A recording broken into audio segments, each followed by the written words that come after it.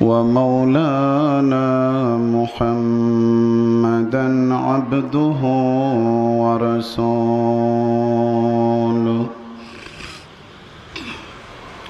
أما بعد فأعوذ بالله من الشيطان الرجيم بسم الله الرحمن الرحيم إذا جاء نصر الله والفتح ورأيت الناس يدخلون في دين الله أفواجا فسبح بحمد ربك واستغفره إنه كان توابا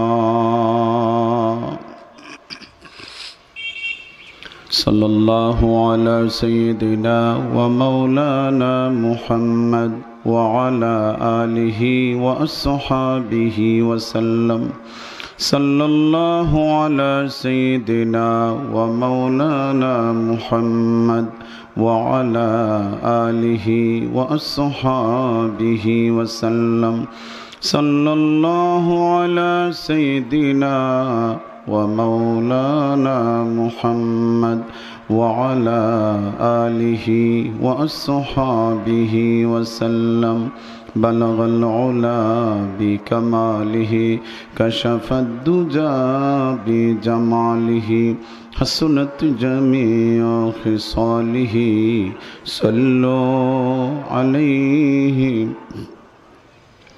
يا ربي صل وسلم دائما أبدا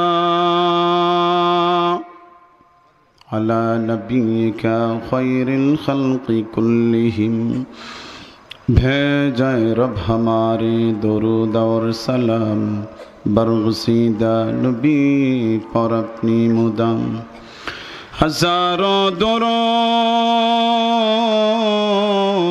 हजारों सलाम बरूहे नबी ता बरूज़ क़ियाम ঐতিহ্যবাহী দুর্লভপুর ইউনাইটেড ক্লাবের উদ্যোগে আয়োজিত আজকেরই 21তম 3 দিন ব্যাপী তাফসিরুল কোরআন মাহফিলের সমাপনী দিবসের চলমান অধিবেশনের সভাপতির আসনে আসীন বিশিষ্ট বুজুর্গ আলেমে দ্বীন বহু আলেমের উস্তাদ আমাদের সকলের অত্যন্ত শ্রদ্ধাভাজন ব্যক্তিত্ব রায়পুর মামরুকপুর টাইটেল মাদ্রাসার মুহতামিম সাহেব হুজুর দামাত বারাকাতুমুল আলিয়া মুআজ্জাজ হযরত উলামায়ে কেরাম আগত মুরব্বিয়ান মুসল্লিয়ান প্রিয় যুবক তরুণ ছাত্র ভাই আশপাশ এলাকা থেকে শুনছেন সম্মানিতা মা ও বোন সর্বস্তরের মুসলিম জনতা মহান আল্লাহ পাক রব্বুল আলামিনের দরবারে অফুরন্ত শুকর আদায় করে যিনি আমাদেরকে অনেক অনেক দয়া করে আজকেরই 21তম 3 দিন ব্যাপী তাফসিরুল কোরআন মাহফিলের সমাপনী দিবসে আজকের এই অনুষ্ঠানে আমাদেরকে অংশগ্রহণের তৌফিক দান করলেন।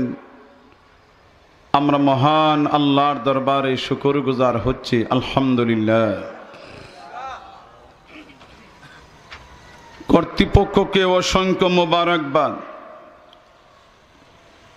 যারা প্রতি বছরের ন্যায় এবারও আজকের এই চমৎকার আয়োজন করলেন।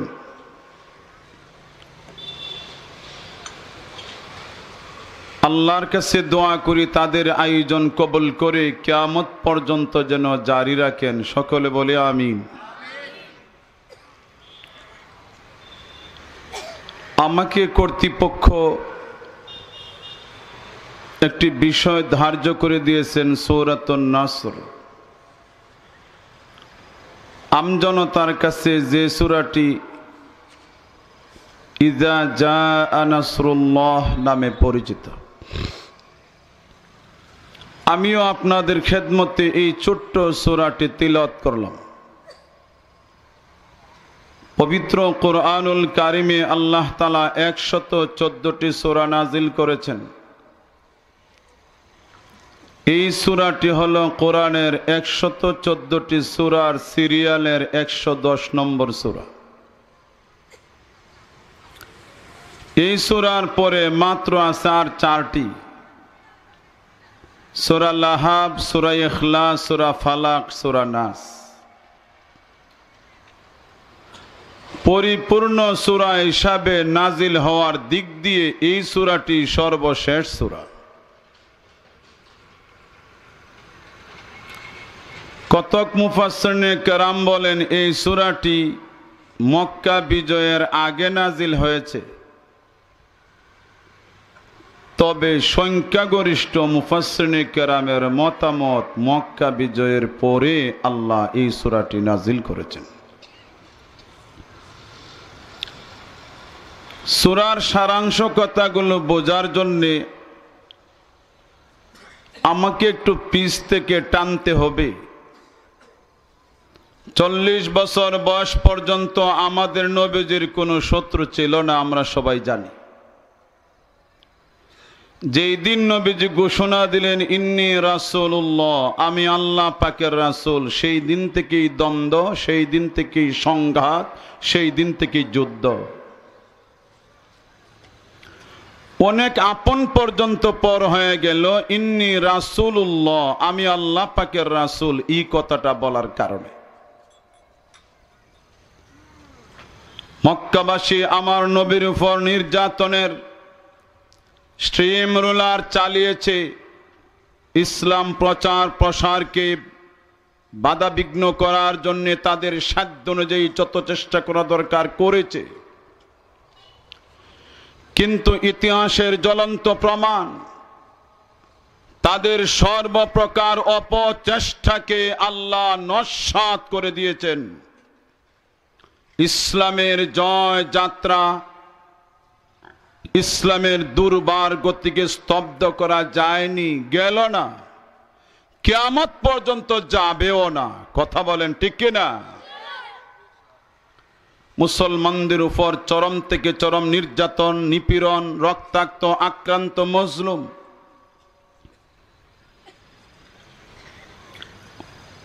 এইভাবে এতগুলো নির্যাতনের ভিতর দিয়ে এক টানা 13টি বছর নবীজি মক্কার কষ্টের জীবন নবীজি কাটিয়েছেন। মক্কার আবু জাহাল আমার নবীর গড় ঘেরাও করলো রাতের আধারে। শত শত সুঠাম দেহের অধিকারী যুবক, টার্গেট হলো নবীজি ঘর থেকে বের হলে আমার নবীরে তারা ধরবে, হত্যা করবে। নাউজুবিল্লাহ বলেন। যতই শক্তিশালী বাহিনী হয় না কেন আমার নবীরে হত্যা করতে পারবে? ওয়াল্লাহু ইয়াসিমুকা মিনান নাস। সাহাবায়ে কেরাম নবীজির বডিগার্ড, কেউ সকালে, কেউ দুপুরে, কেউ বিকালে, কেউ সন্ধ্যায়, কেউ রাতে।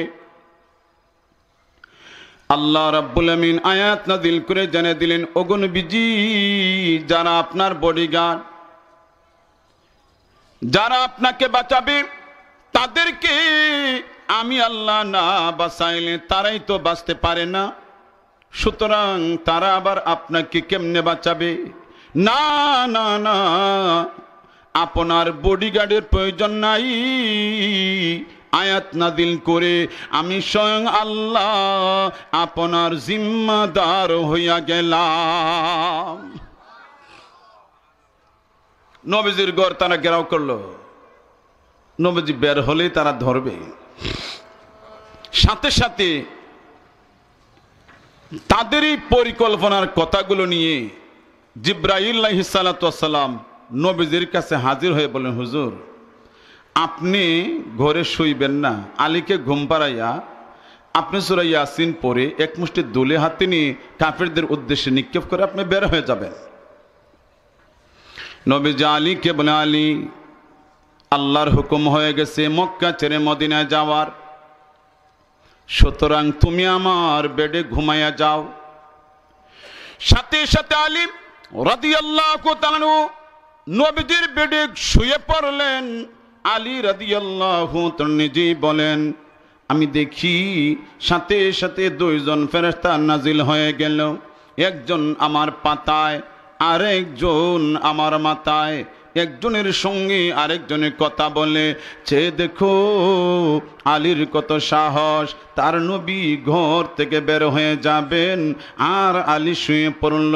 আলীর মনের মাঝে এমন দুর্বলতা জাগলো না, সকালবেলা কাফেররা নবীকে না পেয়ে আমাকে পাইলে আমার উপর প্রতিশোধ নেবে। না না না, আলী এমন কথা বলে নাই। অপর ফেরেশতা ডেকে ডেকে বলে, হে আল্লাহর ফেরেশতা, আলী এই সাহসিকতার কারণে স্বয়ং আল্লাহ আরশে আজিমে আলীর গর্ব করে যাচ্ছে।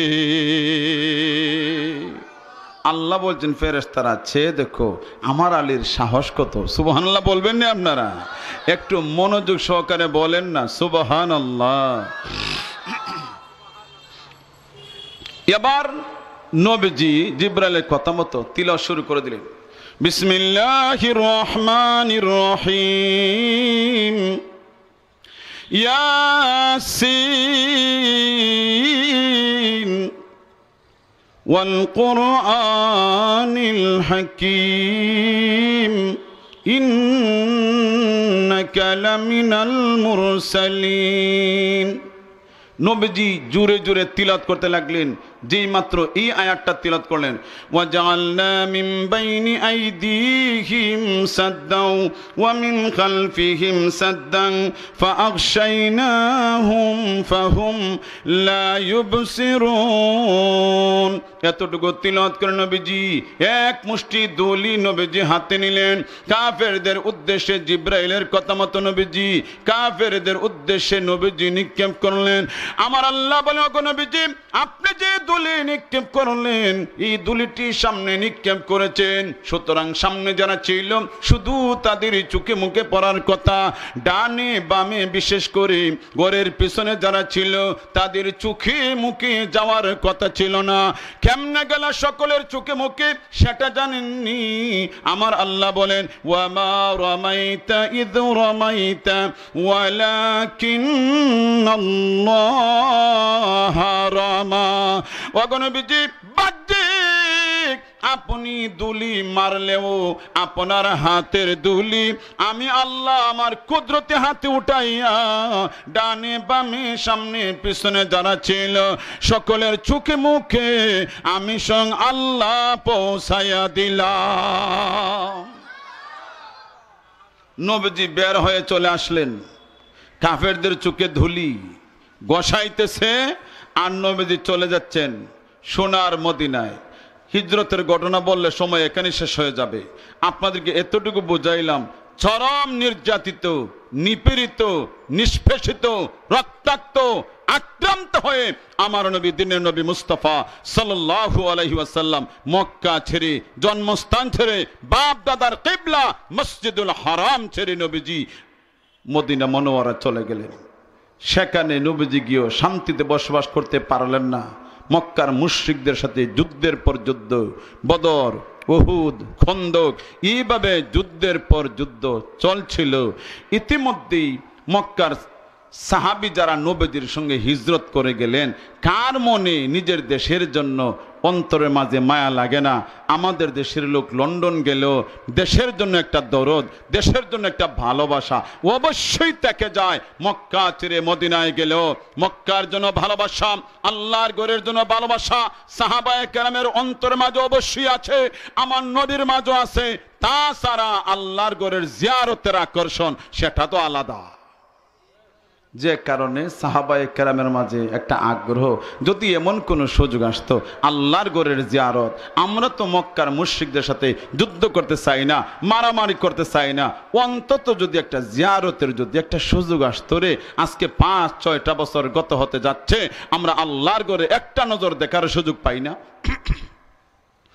এমন সময় নবীজি সাহাবায়ে কেরামকে ডেকে বলেন, হে সাহাবীরা, আমি একটা শুভ স্বপ্ন দেখেছি। আল্লাহ রাব্বুল আমিন আমাকে স্বপ্নে দেখিয়েছেন আমি আমার মাথার চুলগুলো মুন্ডন করেছি আর মহান আল্লাহর ঘরের আমি তাওয়াফ করেছি।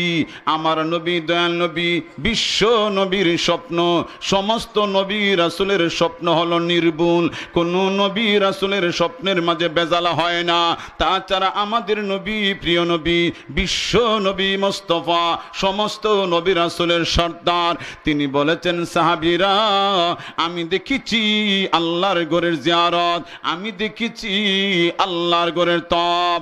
সুতরাং সাহাবীরা, আমি যা বুঝি, আমি যা বিশ্বাস করি, অচিরেই আমার আল্লাহ আমাদের মনের বাসনা পূরণ করে তার ঘরের জিয়ারতে আমাদেরকে ধন্য করে দিবেন। সুবহানাল্লাহ।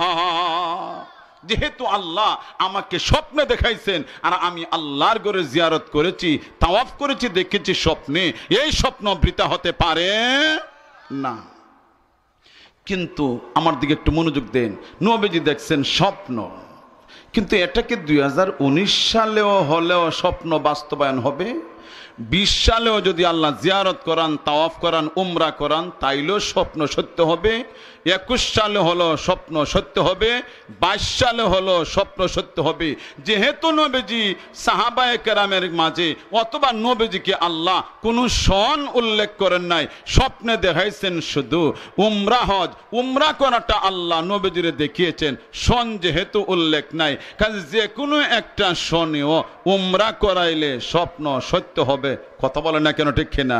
যেহেতু 19, 20, 21, 22, 23, 24, 25 উল্লেখ নাই, এর ভিতরে যে কোনো একটা শোনে নবীজিরে আল্লাহ উমরা করাবেন, এটা হইল সত্য কথা।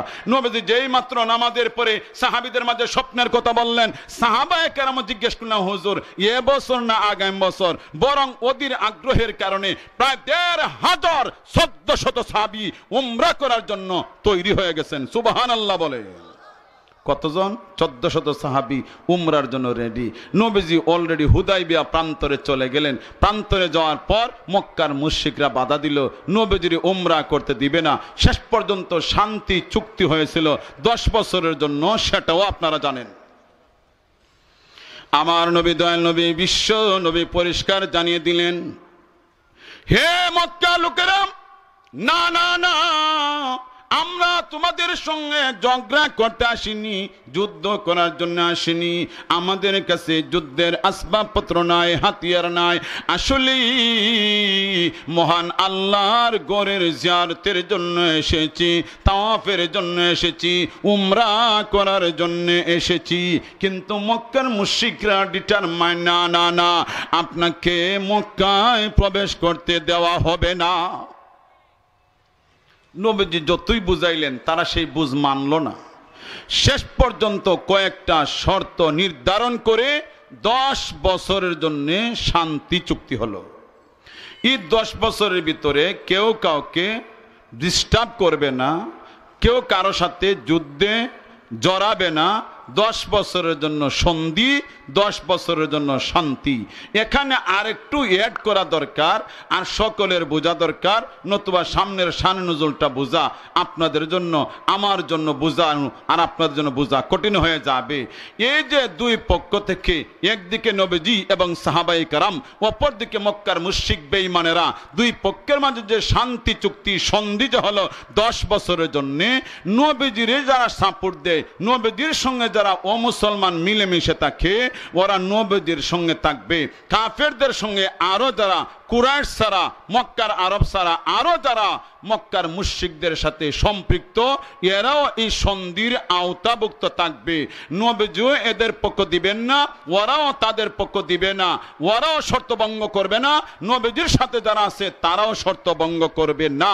এইভাবে যখন 10টা বছরের জন্য সন্ধি হলো একতরফা, এই সন্ধিগুলো মেনে নবীজি যখন যাচ্ছেন, সাহাবায়ে কেরামের কদম চলতেছিল না। আহারে, আমরা প্রায় 200 মাইল অতিক্রম করে কষ্ট হরে মদিনা থেকে মক্কায় আসলাম, আর কাবা শরীফ দেখা যায় ওই মাত্র কাবা, আর আমরা আজকে ফিরে যাব। এতটা দিন আমরা এই রাস্তায় ঘুরলাম, আল্লাহর করে জিয়ারত আমাদের নসিব হবে না। হায় রে হায়, আমরা এমন দুর্ভাগ্য নিয়ে আসছিলাম। এইভাবে ভাঙ্গা হৃদয় নিয়ে সাহাবায়ে কেরাম যখন মদিনার দিকে রওনা দিলেন, এমন সময় আল্লাহ সূরা ফাতাহ নাজিল করলেন, ইন্না ফাতাহনা লাকা ফাতহাম মুবিনা। ওগো নবীজি, আজকে যে হুদায়বিয়া সন্ধি, মক্কার মুশরিকদের সঙ্গে আপনি যে শান্তির চুক্তি করলেন, সন্ধি করলেন গো, আমি আল্লাহ এই সন্ধিটাকে আমার ভাষায় সূরা ফাতাহ নাজিল করে জানিয়ে দিলাম, আসলে একটা সন্ধি না, আমি আল্লাহ আপনাকে সুস্পষ্ট বিজয় দান করলাম। জুড়ে বলেন সুবহানাল্লাহ। একটু বুঝার মতো কথা, আল্লাহ বলেন আমি আপনারে সুস্পষ্ট বিজয় দান করলাম। কথা বুঝলেন তো আপনারা? আল্লাহ বলেন বিজয়, আর সাহাবীরার মনের মাঝে কষ্ট, আমরা আসছিলাম উমরা করতে, আমাদেরকে উমরা করতে দেওয়া হলো না, আমরা একতরফা শর্ত, তাদের কোনো লোক কাফের, তাদের কোনো লোক যদি মুসলমান হইয়া মদিনায় যায় এটা ফিরাই দিতে হবে, কিন্তু মদিনার তাদের কোনো লোক যদি কাফের হইয়া মক্কা আসে তারে ফিরাইয়া দেওয়া যাবে না। এই যে কথাবার্তা একতরফা, এগুলো মান্য আমরা যাইতেছি, আর আল্লাহ বলেন এটা বলে সুস্পষ্ট বিজয়। সাহাবায়ে কেরাম বিশেষ করে উমর বলেন, হুজুর আমরা যুদ্ধ করলাম না, উমরাও করলাম না, তারার সব শর্ত মানলাম, একতরফা শর্ত মান্য আমরা উমরা না হইরা ফিরে যাইতেছি, এটার নাম বিজয়, এটার নাম বিজয়। নবী বলে হ্যাঁ, এটার নামই বিজয়। সুবহানাল্লাহ বলেন না? এই কথাটা বোঝাতে গেলে ছোট্ট একটা দৃষ্টান্ত দেওয়াই লাগবে। সেটা হলো, দেখবেন আমাদের বাড়ির আশেপাশে অনেক সময় মানুষে যখন দান টান বাইন করে কাদা মাটির মাঝে, তো ছোট বাচ্চারা অনেক সময় দেখলে তার আইডিয়ায় আসে না, তার বুঝে আসে না, কই এই লোকটার তো কোনো আকল বলতে কিছু নাই, এই ধান আল্লাহ পাকের নিয়ামত, যে এই ধানের চাউল ভাত বানাইয়া খাই আমরা বড় হই, আর বেড়াটা এই ধানগুলো কাদা মাটির মাঝে ফালাইতেছে রে, লোকটার তো কোনো বিবেক বলতে কিছু নাই। আসলে লোকটার বিবেক আছে না নাই? কথা বলেন না আপনারা? লোকটার বিবেক আসলে আছে। ছোট বাচ্চার মেধা নাই, যোগ্যতা নাই, কৃষি সম্পর্কে তার অভিজ্ঞতা নাই। এটা বীজ দান, যেই সেই দান না, একটা ধান থেকে একটা গাছ জন্ম নেবে, গাছের পেটের ভিতর থেকে বুক ছিঁড়ে একটা শীষ বের হবে, একটা শীষের মাঝে অনেকগুলি দান হবে, এই দান সোনালী কালার হবে, বাম্পার ফসল হবে, সোনালী ফসল হবে। এই অভিজ্ঞতা ছোট বাচ্চার না থাকার কারণে তার কাছে বুঝে আসে না, তার কাছে মনে হচ্ছে এটা একটা ক্ষতি করা হচ্ছে। ওমর রাদিয়াল্লাহু তাআলার কাছে ওহী নাজিল হচ্ছে না, যে কারণে ওমরের বুঝে আসছে না হুদায়বিয়ার সন্ধি আসলে এই বিজয় কিনা। সর্বক্ষণ আমার নবীর কাছে আল্লাহ রাব্বুল আমিন ওহীর মাধ্যমে জানিয়ে দিচ্ছেন 7ম হিজরিতে কি হবে, 8ম হিজরিতে কি হবে। এই জন্য আল্লাহ নবীজি বলেন, নবীজি গো, আজকে শুধু হুদায়বিয়ার সন্ধি না, এই সন্ধির মাধ্যমে আমি আল্লাহ আপনাকে মহান বিজয় দান করলাম। আরো জোরে বলে সুবহানাল্লাহ। কেমনে বিজয়? এই বিজয়টার ব্যাখ্যা যদি করা লাগে অনেক লম্বা সময়ের দরকার, তবে আধা মিনিটে এতটুকু বলবো। কাফিরদের সাথে শান্তি চুক্তি হওয়ায়, সন্ধি হওয়ায় নবীজি বড় বড় রাজা বাদশাদের কাছে চিঠি লেখার সুযোগ পাইলেন, সাহাবীদেরকে বিভিন্ন রাষ্ট্রে দাওয়াতের কাজ দিয়ে পাঠাবার সুযোগ পাইলেন।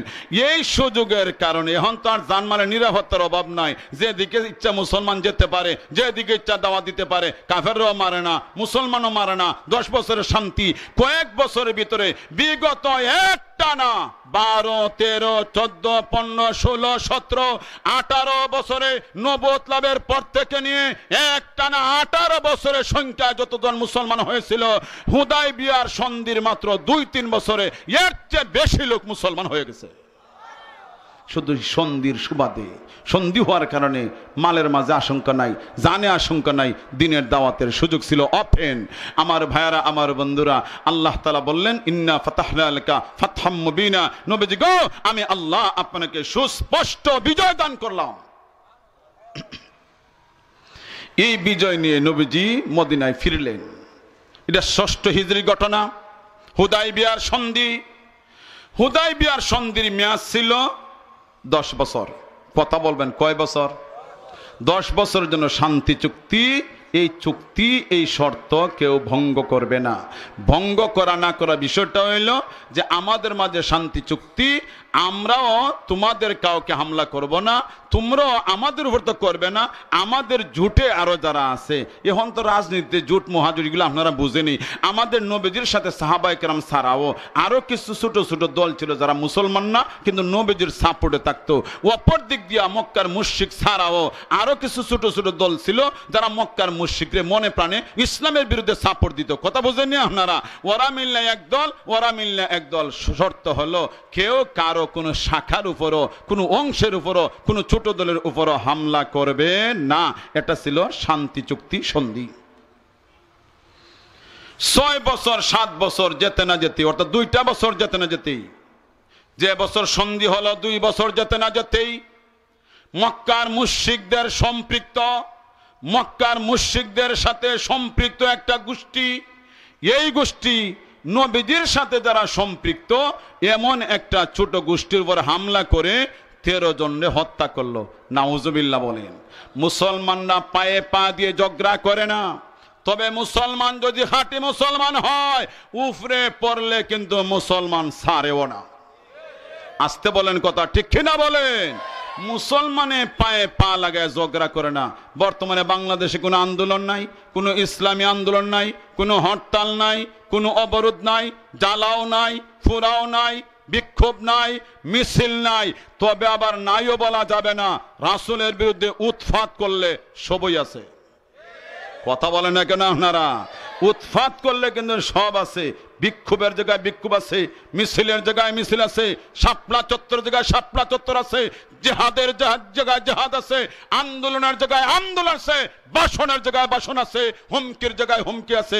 কথা বলতে হবে, ঠিক না?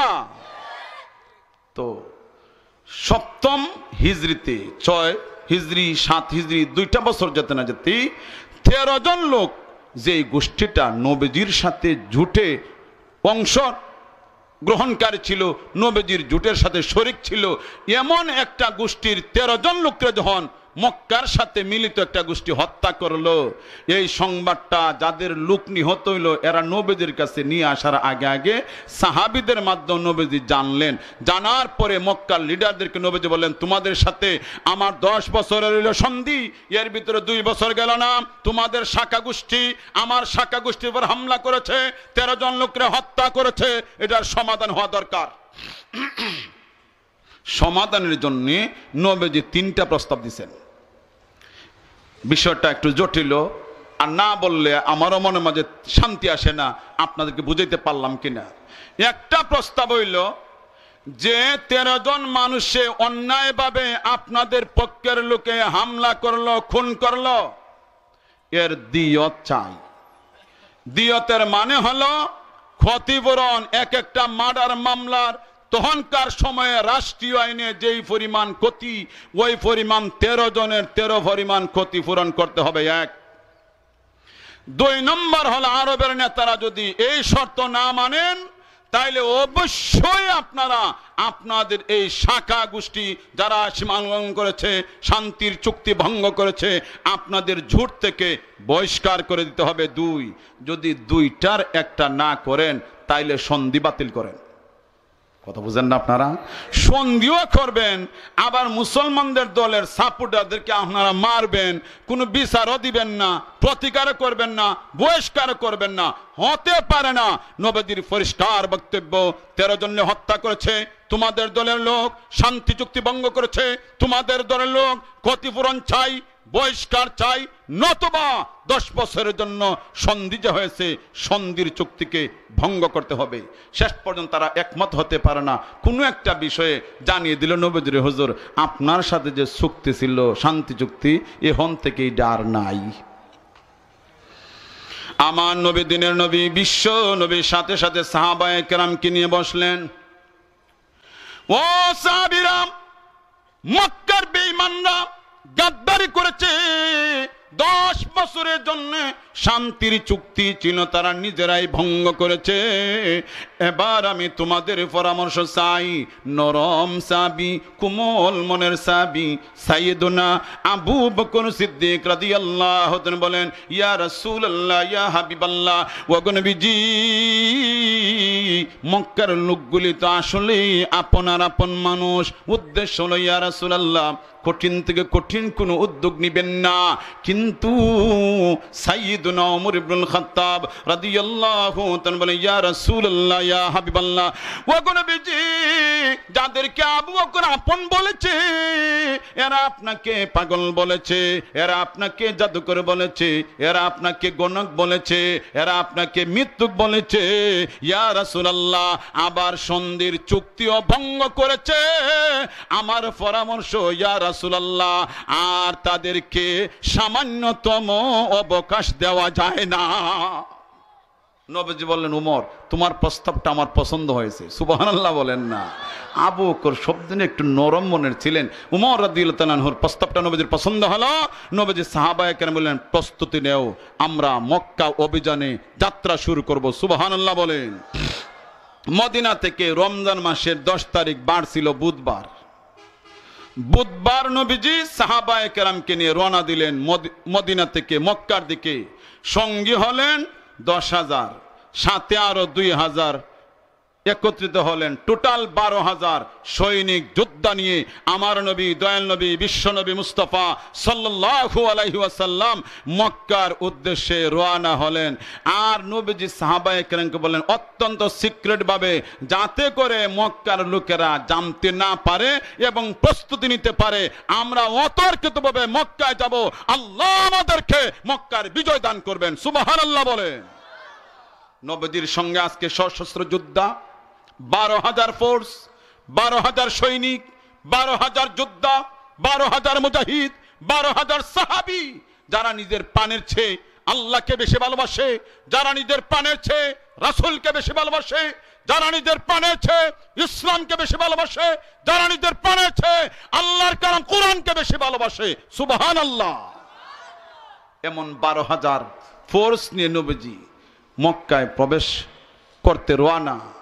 এমন সময় জিবরাইল এসে বললেন, হুজুর, আপনি যে যাচ্ছেন এই সংবাদটা মক্কায় পৌঁছাবার জন্য একটা চিঠি দিয়ে একজন মহিলাকে পাঠানো হচ্ছে। অমুক জায়গায় আছে মহিলা, আপনি সাহাবী 2 জন পাঠায়া মহিলার কাছ থেকে চিঠিটা উদ্ঘাটন করুন। সাথে সাথে নবীজি 2 জন সাহাবীকে পাঠাইলেন। আলী রাদিয়াল্লাহু তাআলা সহ 2 জন সাহাবী গিয়ে নবীজি যেই জায়গার কথা বলেছেন ঠিকই ওই জায়গায় ওই মহিলাকে পাওয়া গেল। বলা হলো, তোমার কাছে একটা সিডি আছে, সিডি দাও। মহিলা কন্যা, আমার কাছে তো কোনো সিডি নাই। বলে, খবরদার, দেহ তল্লাশির আগে চিঠি আমাদের হাতে দিয়ে দাও। আমরা বলি না, দু জাহানের সর্দার বিশ্ব নবী বলেছেন।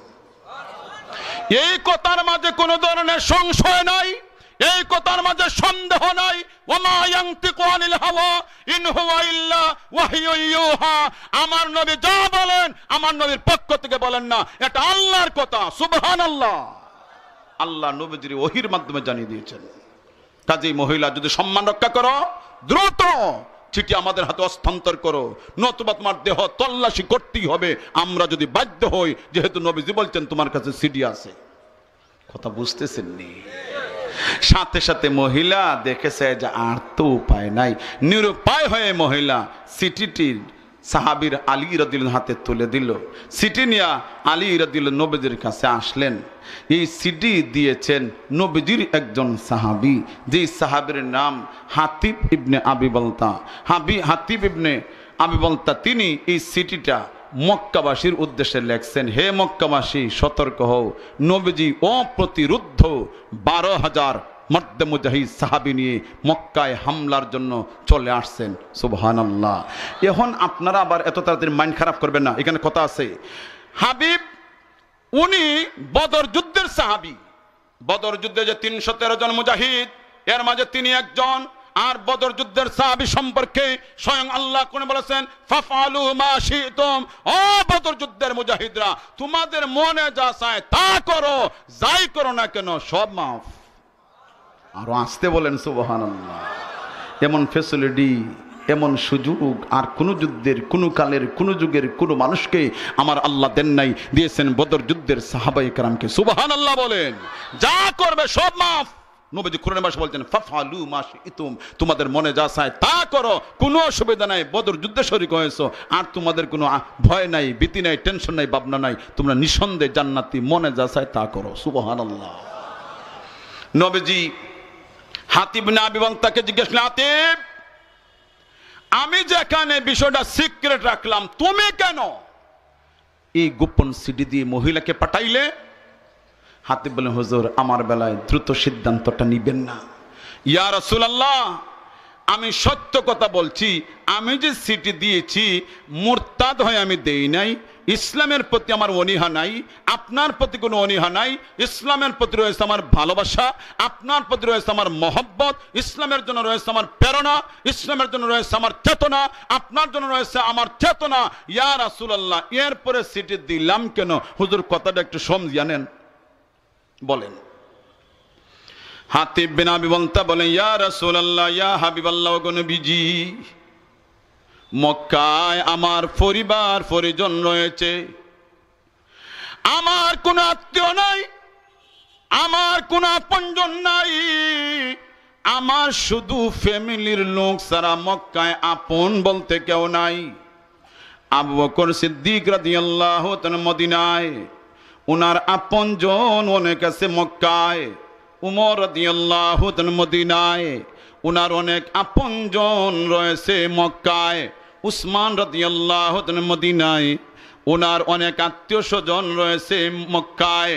সুতরাং মক্কার আত্মীয় স্বজন যারা, এক আত্মীয় আরেক আত্মীয়কে ফেলে দেয় না। যদিও ধর্ম দুইটা, কেউ মুসলমান কেউ অমুসলমান, কিন্তু এরপরেও আত্মীয়ের জন্য আত্মীয়ের অনেক অনেক চেষ্টা থাকে। ইয়া রাসূলুল্লাহ আমার যেহেতু কোনো আত্মীয় নাই, আমার ফ্যামিলির প্রতি সুনজরের কোনো মানুষ নাই, এই জন্য আমি মক্কাবাসীর এতটুকু উপকার করতে চাই যাতে করে মক্কাবাসী আমার এই চিঠি পেয়ে আমার প্রতি একটু খুশি হয় আর আমার আত্মীয় স্বজনের প্রতি একটু দরদি হয়। ইয়া রাসূলুল্লাহ আমি বিশ্বাস করি আমার চিঠি পায়া যতই তারা প্রস্তুতি নেয় না কেন গো, আল্লাহ আপনাকে অবশ্যই বিজয়ী করবেন, কোনো সন্দেহ নাই। কাজেই আপনার বিজয় যেহেতু অনিবার্য, লক্ষ্য করুন, আপনার বিজয় যেহেতু অনিবার্য, আপনি শিওর বিজয়ী, তাইলে মাঝখান দিয়ে যদি আমি তাদের একটু উপকার করে লাই, এই উপকারে ইসলামের জন্য কোনো ক্ষতি হবে না, আপনার কোনো ক্ষতি হবে না, সাহাবীদের কোনো ক্ষতি হবে না। ইয়া রাসূলুল্লাহ এই উপকারের দ্বারা আমার ফ্যামিলির লোক যেহেতু মক্কায় জিম্মি, ওদের দ্বারা যদি একটু সুন্দর ব্যবহার পায়, ইয়া রাসূলুল্লাহ আমার ফ্যামিলি আমরা ব্যক্তিগতভাবে একটু উপকৃত হইলাম, কিন্তু মক্কার লোকের বড় কোনো উপকার হবে না, ইসলামের কোনো ক্ষতি হবে না। ইয়া রাসূলুল্লাহ আমি মুরতাদ না, ইসলামের প্রতি আমার শতভাগ বিশ্বাস, আল্লাহর প্রতি আমার ভালোবাসা, রাসূলের প্রতি আমার ভালোবাসা। ইয়া রাসূলুল্লাহ সব আমার ঠিক আছে। নবী বলেন, সাহাবীরা থামো, ক্ষুব্ধ হইও না, হাতিব বিন আবি বালতা যা বলেছে সব সত্য বলেছে। জোরে বলেন না সুবহানাল্লাহ। সাথে সাথে আল্লাহ এই সময় একখানা আয়াত নাজিল করলেন, ইয়া আইয়ুহাল্লাযীনা আমানু লা তাত্তাখিযু আদুই ওয়া আদুওয়াল লাকুম আউলিয়া। ও ইমানদাররা আমার দুশ্মন আর তোমাদের দুশ্মন যারা হবে তাদেরকে বন্ধু বানাইও না। অন্য আয়াতে আমার আল্লাহ বলেন, ইয়া আইয়ুহাল্লাযীনা আমানু লা তাত্তাখিযুল ইয়াহুদা ওয়ান নাসারা আউলিয়া, হে ঈমানদাররা তোমরা আমার বন্ধুরে, আমি তোমাদের বন্ধু। ইহুদি খ্রিস্টানকে তোমরা বন্ধু বানাইও না। বাদুহুম আউলিয়া ও বাদ, বরং তারা একে অন্যের বন্ধু।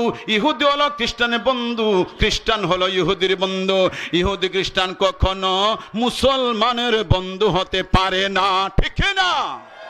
কিন্তু আজকে ১৫০০ বছরের ব্যবধানে আজকের মুসলমান যত নেতা, সিংহভাগ নেতার বন্ধু ইহুদি আর খ্রিস্টান। কথা বলেন এদিকে আপনারা।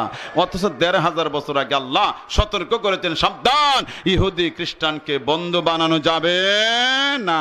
আর আমরা খালি বন্ধু বানাইছি না, ক্লোজ ফ্রেন্ড বানাইছি। কথা বলেন না কেন? বেওয়াই বেওয়ার সাথে অত সম্পর্ক নাই। ইহুদি খ্রিস্টান মুরলদের সাথে মুসলিম বিশ্বের নেতাদের যত গভীর সম্পর্ক। কথা বলেন না কেন আপনারা? আমার ভাইয়ার, আমার বন্ধুরা,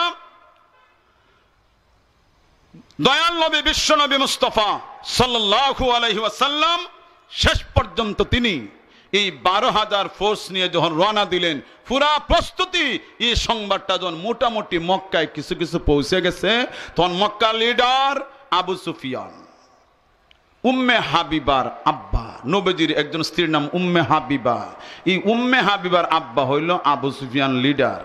উনি আসছে মদিনায়, আসিয়া বলল, প্রথমত নিজের মেয়ে উম্মে হাবিবার কাছে এসে বলল, আমি আবু সুফিয়ান তোমার বাবা, আমি তোমার স্বামী মুহাম্মদ সাল্লাল্লাহু আলাইহি ওয়াসাল্লামের সাথে সাক্ষাৎ করতে এসেছি।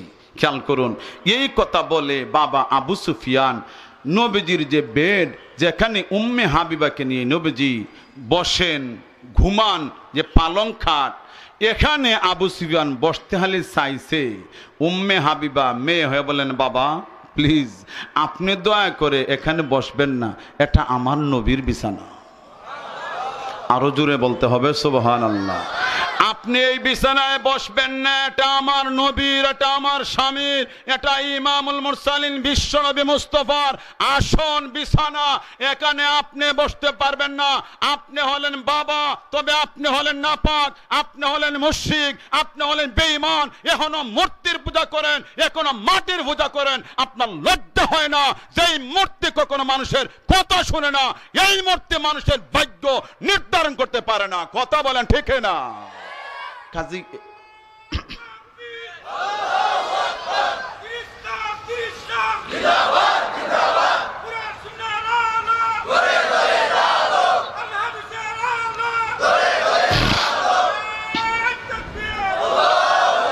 আমার বন্ধুরা, তাইলে আপনাদের একটা প্রশ্ন করি, আপনারা বলেন বাবার ভালোবাসা বেশি না নবীর?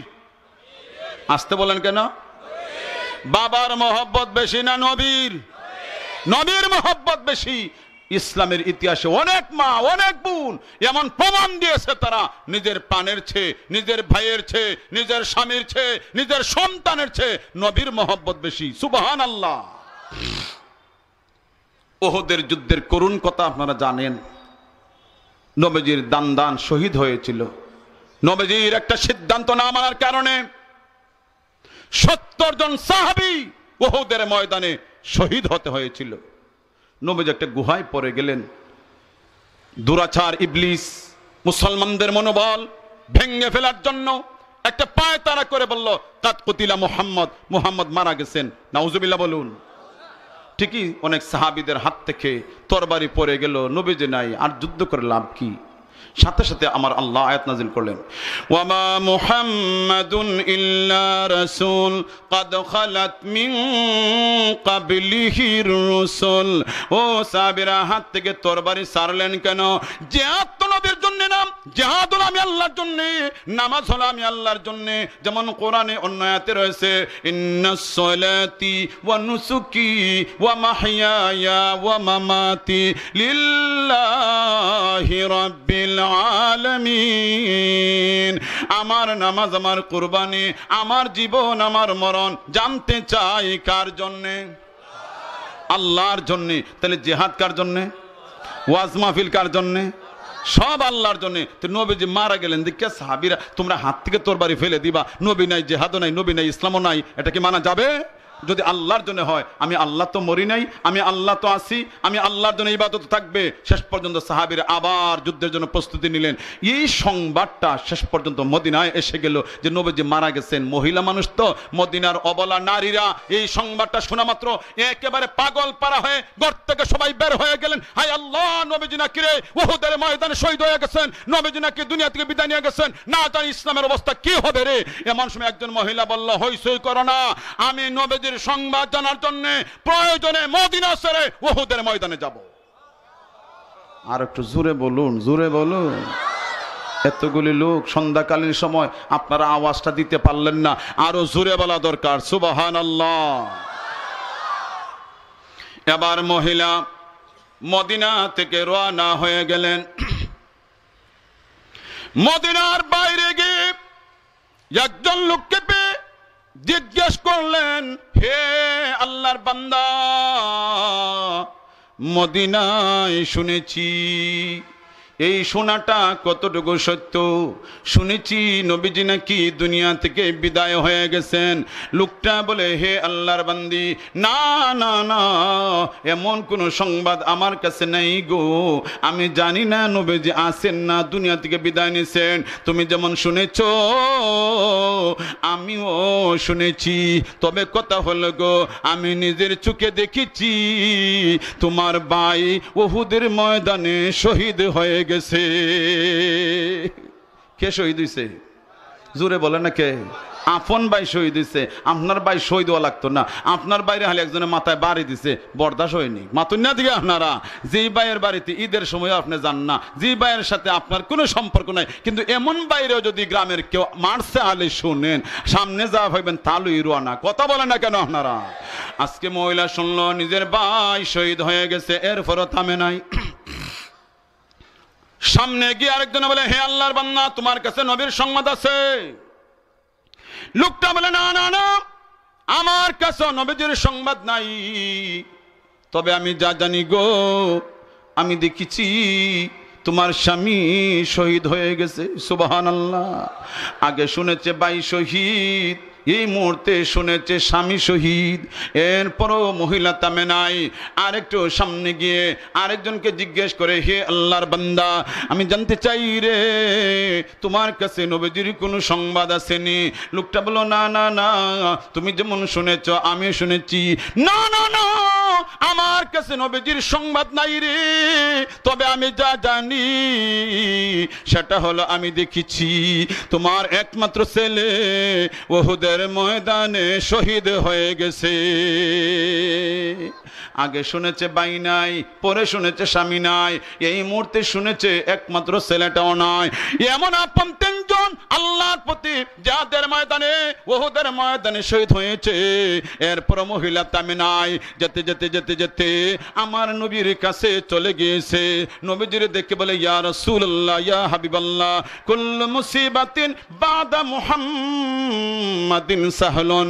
ওগো নবীজি, রাস্তায় শুনলাম ভাই মারা গিয়েছে, রাস্তায় শুনলাম স্বামী মারা গিয়েছে, রাস্তায় শুনলাম ছেলে শহীদ হয়েছে, এই তিনজন মরণের বেদনা ইয়া রাসূলুল্লাহ আপনাকে দেখার পর আর রইল না।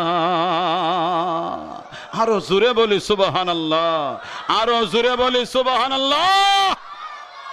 হুজুর, সকল যন্ত্রণা আপনাকে দেখার পরে আমি ভুলে গেলাম। আপনারা বলুন তো দেখি, এই মহিলার অন্তরে ইসলামের মহব্বত আছে না নাই? আল্লাহর মহব্বত আছে না নাই? রাসূলের মহব্বত আছে না নাই? নবীজি একটা জিহাদের জন্য সাহাবায়ে কেরামের নাম লিখাচ্ছেন, এমন সময় একজন মহিলা কুলের বাচ্চা নিয়ে কয়, হুজুর আমার বাচ্চার নামটাও লিখেন। সুবহানাল্লাহ কইবেন না? নবীজি বলেন, মা, তোমার বাচ্চার জিহাদের বয়স হয় নাই, তরবারি হাতে নিতে পারবে না, কাফেরদের প্রতিহত করতে পারবে না। মহিলা বলে, ইয়া রাসূলুল্লাহ, আমিও জানি আমার বাচ্চা জিহাদের বয়স হয় নাই, তরবারি হাতে নিতে পারবে না, এটা আমারও ভালো করে জানা। ইয়া রাসূলুল্লাহ, আমি কারো কাছে দেওয়ার জন্য নিয়ে আসি নাই, আমার শিশুকে আমি আপনার কোলে উঠায় দিব, আমার শিশুকে নিয়ে আপনি জিহাদে যাবেন। ইয়া রাসূলুল্লাহ, ইয়া হাবিবাল্লাহ, ওগো নবীজি, কাফের বেদিনরা আপনাকে টার্গেট করে ইসলামকে ধ্বংস করার জন্য যখন তীর মারবে, ইয়া রাসূলুল্লাহ, আমার বাচ্চাকে ডাল বানাইয়া ওই তীরের সামনে তুলে ধরলে এতে যদি আমার বাচ্চা শহীদ হইয়া যায়, আমি হয়ে যাব শহীদের মা। সুবহানাল্লাহ, সুবহানাল্লাহ, সুবহানাল্লাহ। এইভাবে পূর্বের যুগের মুসলমানরা, সাহাবায়ে কেরাম ইসলামকে, নবীজিকে এইভাবে তারা ভালোবেসেছিলেন, সম্মান দিয়েছিলেন। দয়াল নবী, বিশ্ব নবী মুস্তাফা সাল্লাল্লাহু আলাইহি সাল্লামের বিছানায় বসতে দেন না মেয়ে উম্মে হাবিবা, মনে আসেনি তো ভুলে গেছেন আপনারা, মেয়ে উম্মে হাবিবা বসতে দেন। আপনি বাবা হতে পারেন, আপনি নাপাক, আপনি মুশরিক, আপনি কাফের, আপনি মূর্তির পূজা করেন, লজ্জা লাগে না বাবা? আপনি তো আরবের একজন বিচক্ষণ, একজন ট্যালেন্ট মানুষ, একজন জ্ঞানী, দূরদর্শিতা সম্পন্ন এক ফিগার, কিন্তু কেমনে যে হাতের তৈরি মূর্তির পূজা করেন বাবা, আমার বুঝে আসে না। আবার আপনি আসছেন আমার নবীর বিছানায় বসতে, ঘর থেকে বের হন। সুবহানাল্লাহ বলেন। মূলত আবু সুফিয়ান আসছিল নবীজির এই কথাটা বলতে, হুজুর আপনি যে যুদ্ধের প্রস্তুতি নিচ্ছেন, মক্কা অভিযানের প্রস্তুতি নিচ্ছেন, ইয়া রাসূলুল্লাহ, এই প্রস্তুতিটাকে আপনি স্থগিত করেন, মুলতবি করেন, এই কথা বলার জন্য মূলত আসছিল। কিন্তু উম্মে হাবিবা তাকে আশ্রয় দিলেন না, পাত্তাই দিলেন না, নিরুপায় হয়ে গেলেন। আবু বকর সিদ্দিক রাদিয়াল্লাহু তাআলার কাছে গিয়া বলেন, হে আবু বকর, তোমাদের নবী যে যুদ্ধের প্রস্তুতি নিছেন, অভিযানের প্রস্তুতি নিছেন, আসলে আমরা একটু পরামর্শ করতে লেট হয়ে গেছে, আমরা সঠিক সিদ্ধান্ত নিতে পারিনি, একটু ভুল বোঝাবুঝি হয়ে গেছে, আমরা আসছি তোমার নবীকে অনুরোধ জানাতে, তিনি যেন অভিযানটা আপাতত স্থগিত রাখেন, মুলতবি করেন, আর তুমি আমার পক্ষে একটু অনুরোধ করো। আবু বকর বললেন, অসম্ভব, আমার নবীর ইচ্ছার বিরুদ্ধে আমি কল্পনা করতে পারি না। সুবহানাল্লাহ বলেন। এবার গেছে উমরের কাছে, গিয়া বলে, উমর, আমি আপনার কাছে আসছি, আপনি একজন সাহসী, আপনি একজন সম্মানী, আপনার নবীরে অনুরোধ করুন, নবী যেন স্থগিত করেন এই অভিযানটা, মক্কার দিকে অভিযানটা যেন নবীজি মুলতবি করেন। উমর বললেন, শোনো, তুমি আমারে বুঝাইতেছো, আমার হাতে যদি তরবারি নেওয়া থাকে, লোহার বল্লম যদি না থাকে, সামান্য একটা অস্ত্র যদি থাকে, তোমাদের বিরুদ্ধে সেই অস্ত্র দিয়ে যুদ্ধ। আরো আসতে বলেন সুবহানাল্লাহ। উমর আরো একদম বাড়িয়া, বেটা অস্ত্র না তাহলেও যুদ্ধ, কথা বুঝেন না আপনারা? ওমর রাদিয়াল্লাহু তাআলার কাছে কোনো প্রকার আশ্রয় প্রশ্রয় পায়নি। উসমান রাদিয়াল্লাহু তাআলার কাছে গেল, উসমান বললেন, না, আমার দ্বারা তো আদৌ সম্ভব না। আলীর কাছে গেল, আলী রাদিয়াল্লাহু তাআলা বললেন, না, আমার দ্বারা সম্ভব না। শেষ পর্যন্ত আবু সুফিয়ান নিরুপায়, লজ্জিত হয়ে এখন বাঁচার উপায় কি, গেছে নবীর মেয়ে ফাতেমার কাছে। গো ফাতেমা, আমি সকল ঘাট থেকে, সকল দরবার থেকে নিরাশ হতাশ হয়ে আসছি, তুমি ফাতেমা, রাসূল তোমাকে অনেক স্নেহ করেন। আসলে ফাতেমাকে নবীজি এতটা ভালোবাসতেন। ফাতেমা আব্বাজান নবীজির কাছে আসলে, নবীজি বসা থাকলে মেয়ের মহব্বতে স্নেহে নবীজির সামনে গিয়া ফাতেমাকে ধরতেন। সুবহানাল্লাহ বলেন না? এটা সম্মান, এটা অত্যধিক স্নেহের। আমার ফাতেমা আসতেছে, ফাতেমা নবীজির অত্যন্ত স্নেহের ছিলেন, এই জন্য নবীজি ফাতেমাকে খুব বেশি আদর করতেন। তো ফাতেমা কি বলল, ফাতেমা তুমি একমাত্র এখন পারো আমাকে একটু সাহায্য করতে, তোমার আব্বা জানলে তুমি একটু অনুরোধ করলে, রিকোয়েস্ট করলে, তোমার আব্বা জান তোমার রিকোয়েস্ট অবশ্যই গ্রহণ করবেন। ফাতেমা বলেন, অসম্ভব, আমার আব্বা সিদ্ধান্ত নিয়েছেন আর তিনি অভিযানের জন্য প্রস্তুতি নিয়েছেন, আব্বাকে আমি বলবো মুলতবি, এটা আমি ফাতেমার দ্বারা সম্ভব না। সুবহানাল্লাহ বলেন।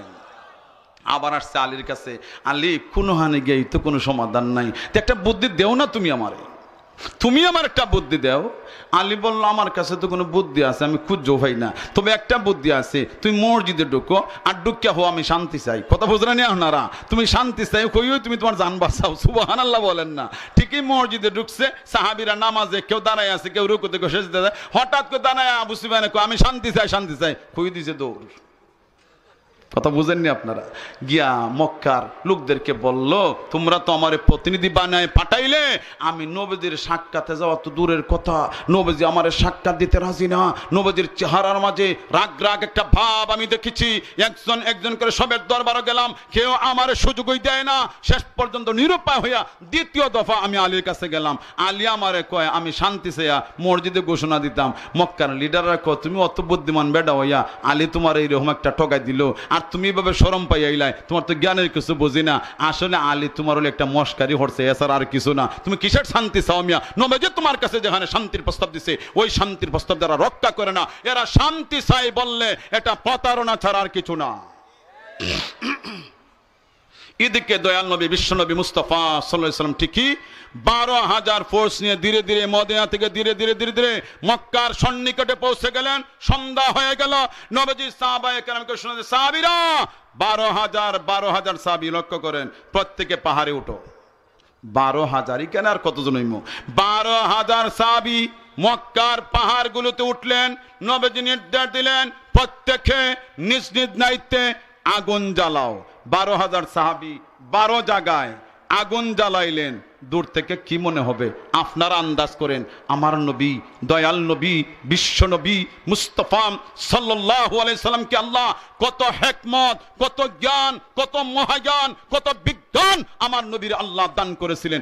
যুদ্ধ লাগে নাই। নবীজি 12,000 সাহাবীরে দিয়া 12,000 জায়গার মাঝে যখন আগুন জ্বালাইছে, একসাথে 12,000 জায়গা থেকে আগুনের লেলিহান জিহ্বা আকাশের দিকে যখন উঁচু করেছে, মক্কার লোকেরা মনে হরে 12 লাখ। কথা বুঝেন নাই আপনারা?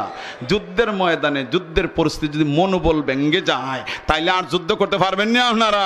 যুদ্ধের মনোবল হইছে সবচেয়ে বড় জিনিস। রাতের আধারে যেদিকে তাকায় শুধু আগুন আর আগুন, আগুন আর আগুন, আগুন আর আগুন। নবীর সাহাবী, নবীর সঙ্গী 12,000। দূর থেকে মনে হয় 12 লাখের চেয়ে আরো বেশি। কাফেরদের মনোবল ভেঙে গেল। সংখ্যা যত আগুনই দেখা যায়, যত চুলা। সুবহানাল্লাহ, কথা বুঝেন না?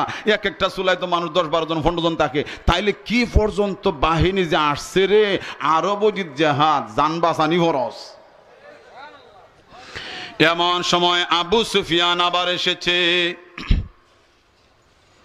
খুব কৌশল করে নবীদের চাচা আব্বাস রাদিয়াল্লাহু তাআলা আনহুর কাছে এসে বলে, হে আব্বাস, আমি তোমার মাধ্যমে নবীজির সাক্ষাতে, আপনার মাধ্যমে নবীজির সাক্ষাতে যেতে চাই। আব্বাস রাদিয়াল্লাহু তাআলা বললেন, ঠিক আছে, নবীজির কাছে যদি যেতে চাও, আমি নবীর চাচা, বিশ্ব নবী আমার ভাতিজা, আমি হলাম তার চাচা। আমি তোমাকে নিরাপত্তা দিলে আশা করি এই নিরাপত্তা ঠিক থাকবে। ঠিক আছে, তুমি আমার বাহনের পেটে সওয়ার হও। এবার আব্বাস রাদিয়াল্লাহু তাআলা আনহু, ই আবু সুফিয়ান, উম্মে হাবিবা রাদিয়াল্লাহু তাআলা বাবা, আরবের বড় নেতা, বুদ্ধিমান, আত্মসম্মান বোধ সম্পন্ন এক নেতা। আব্বাস রাদিয়াল্লাহু তাআলা আনহুর বাহনের পিঠে সওয়ার হয়ে নবীজির উদ্দেশ্যে রওনা দিয়েছে। অনেক সাহাবীরা বলেন, ওরে আবু সুফিয়ান, নবীর চাচার সম্মানে তোমাকে রেহাই দিয়েছি, নতুবা তোমার রেহাই হতো না। কিন্তু উমর রাদিয়াল্লাহু তাআলা আনহু একেবারেই আউট অফ কন্ট্রোল হয়ে গেলেন। নবীর চাচা মানি না, তোমার ফাইলে রেহাই নাই। এই কথা বলে উমর রাদিয়াল্লাহু তাআলা আনহু যেই মাত্র মানসিকভাবে প্রস্তুতি নিচ্ছেন আবু সুফিয়ানকে ধরবেন, এমন সময় নবীজির চাচা আব্বাস রাদিয়াল্লাহু তাআলা খুব দ্রুত ঘোড়া দৌড়াইয়া নবীজির কাছে চলে গেলেন। নবীজি ডেকে ডেকে বলে, হে আবু সুফিয়ান, আল্লাহ তোমাকে মানুষ বানিয়েছে, আরবের বড় নেতা বানিয়েছে। কেমনে তুমি মূর্তির পূজা করো? তোমার কি লজ্জা লাগে না? তোমার কি শরম হয় না? মাটির তৈরি মূর্তি আর পাথরের তৈরি মূর্তির তুমি পূজা করো। তোমাদের দেশ মক্কা, আমার জন্মস্থান, আমার মায়ের দেশ, বাবার দেশ। সেই দেশ থেকে আমি বিতাড়িত হয়ে আমি মদিনায় গিয়েছিলাম।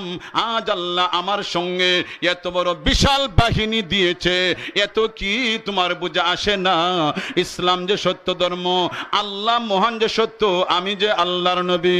আবু সুফিয়ান বলে, ইয়া রাসূলুল্লাহ, ইয়া হাবিবাল্লাহ, ওগো নবীজি, আর বুঝার বাকি রইল না। আসলে আল্লাহ মহান, আপনাকে মহান নবী বানিয়ে পাঠিয়েছেন, আর দেরি করা যায় না। সাথে সাথে আবু সুফিয়ান কালিমার স্লোগান দিয়ে মুসলমান হয়ে গেছে। যে মাত্র আবু সুফিয়ান মুসলমান হলো, আবু সুফিয়ান কিন্তু সাধারণ মানুষ না, লিডার। লিডার আমার নবীও লিডারের সম্মান দিতে যাইয়া আমার নবী মক্কা মুআজ্জমায় রাত যাপনের পর সকালবেলা যখন প্রবেশ করলেন, আমার নবী, দয়াল নবী, বিশ্ব নবী মুস্তাফা সাল্লাল্লাহু আলাইহি ওয়াসাল্লামের সঙ্গে এই বিশাল বাহিনী দেখে আরবের নেতাদের অবস্থা করুণ হয়ে গেল। এইদিকে আওয়াজ পৌঁছে গেল আবু সুফিয়ান পর্যন্ত মুসলমান হয়ে গেছে। আর বদরের যুদ্ধে তো মিস্টার আবু জাহাল আরো আগেই দুনিয়া থেকে বিদায়। সুতরাং আরব জাহানে যে বড় বড় নেতা ছিল ওরা তরতর করে কাঁপতেছে।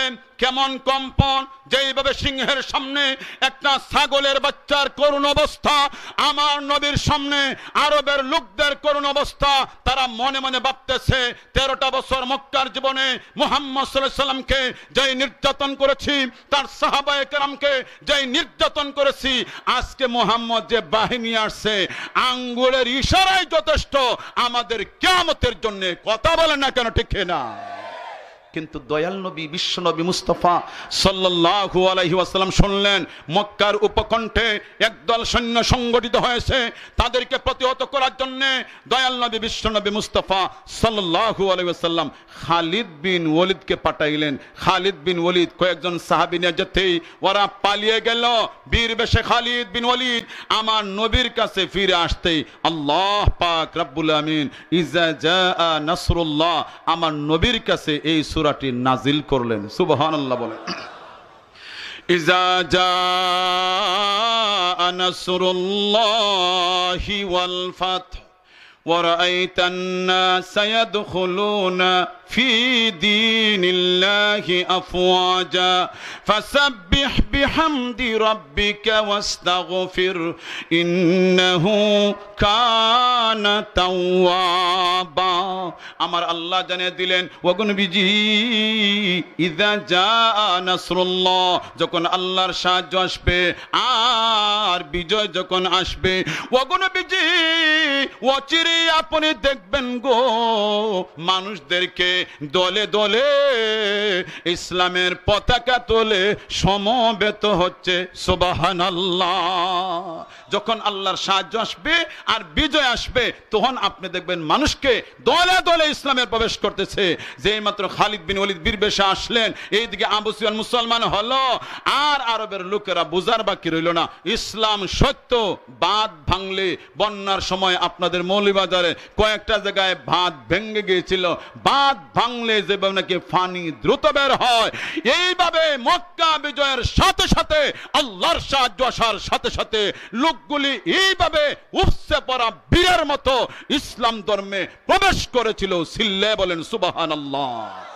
আমার নবী দয়াল নবী বিশ্ব নবী মুস্তাফা সাল্লাল্লাহু আলাইহি ওয়াসাল্লাম কাবা শরীফের সামনে দাঁড়াইয়া আবু সুফিয়ানের সম্মান প্রতিষ্ঠায় নবীজি চমৎকার একটা ঘোষণা দিলেন। ওই সময় যে সময় মক্কার লোকেরা তরতর করে কাঁপতেছিল, ছাগল ছানা যেইভাবে সিংহের সামনে তরতর করে কম্পন করে, বিড়াল ছানা যেইভাবে নাকি ইঁদুর ছানা যেইভাবে বিড়ালের সামনে তরতর করে কম্পন করে, আরবের বড় বড় নেতারা তরতর করে কম্পন করছিল, এমন সময় আমার নবী, উদারতার নবী, মায়ার নবী, দয়াল নবী, মানবতার নবী, বিশ্ব নবী, রহমতের নবী, তিনি কাবা শরীফের সামনে দাঁড়ায় ঘোষণা দিলেন, লা তাসরিবা আলাইকুমুল ইয়াউম।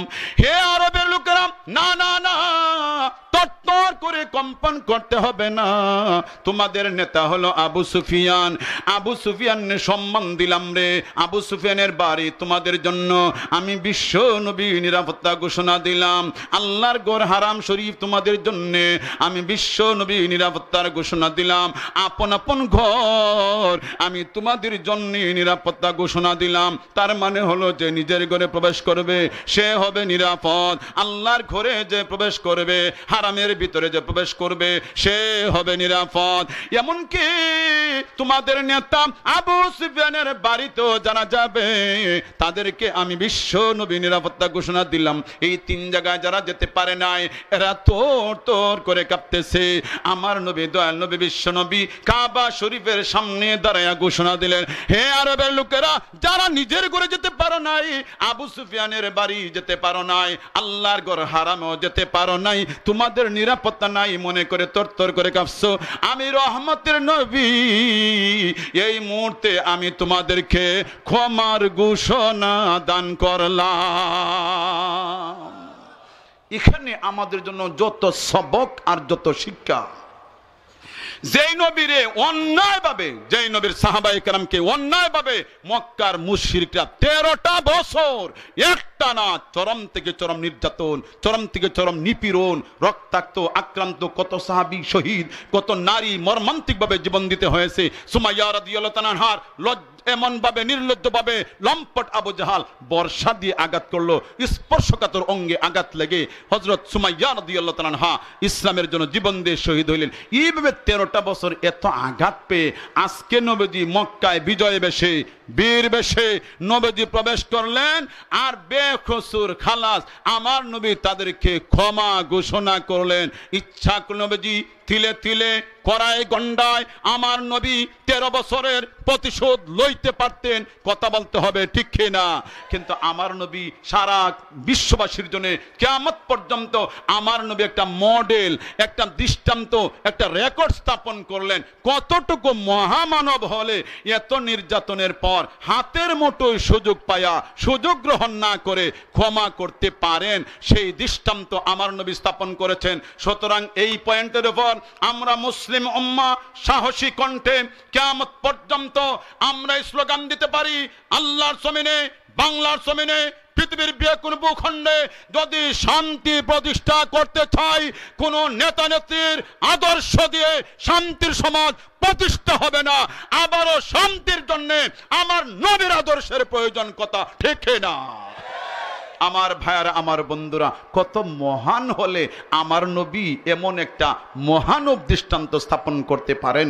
বন্ধুগণ আমার, দয়াল নবী বিশ্ব নবী মুস্তাফা সাল্লাল্লাহু আলাইহি সাল্লাম যখন মক্কা মুআজ্জামা প্রবেশ করেন, আমরা ছোটবেলা থেকে এ পর্যন্ত একটু বুঝমান হওয়ার পর থেকে নিয়ে এ পর্যন্ত দেশ স্বাধীনতার যত ইতিহাস আমরা দেখেছি, যারাই দেশ স্বাধীনতার ইতিহাস জানি, ছোট বয়স থেকে এ বয়স পর্যন্ত যারাই বিজয়ী হয়েছে, বিজয় দিবসকে রেজিস্ট্রি করে রাখা হয়।